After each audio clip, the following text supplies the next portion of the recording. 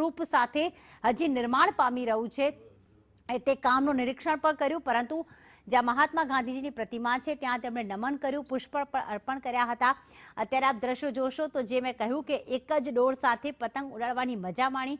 પહેલા વડાપ્રધાન નરેન્દ્ર મોદીએ હાથમાં ડોર લીધી અને ત્યારબાદ જર્મનીના ચાન્સેલરને પણ જાણે પતંગ ઉડાડવાનો એક કહેવાય ને કે જાણે એમને એવું થયું કે બધા આટલી મજા માણી રહ્યા છે તો ચલો હું પણ પતંગ ઉડાડીને જોઉં। તરત જ તેમણે ડોર હાથમાં લીધી અને પતંગ ઉડાડવાની મજા માણી હતી। બંને મહાનુભાવોની નજર આકાશ તરફ હતી અને પોતાની પતંગ નજરે જોઈ રહ્યા છે। આકાશમાં ઉડતો આ રાષ્ટ્રધ્વજનો પતંગ, રાષ્ટ્રધ્વજની પ્રતિકૃતિવાળો પતંગ, અને બે દ્રશ્યો કે આજે જ્યારે ગુજરાતની મુલાકાતે બંને મહાનુભાવો છે, ખાસ અમદાવાદની મુલાકાતે છે, ત્યારે આજે 3 કાર્યક્રમ છે। સૌથી પહેલા તેમણે ગાંધી આશ્રમની મુલાકાત લીધી હતી અને પોતાનો સંદેશ પણ બુકમાં લખ્યો હતો કે તેમને આખરે કેવો અનુભવ થઈ રહ્યો છે। બીજી તરફ ભારત અને જર્મનીનો દોસ્તીનો પતંગ ઉડતા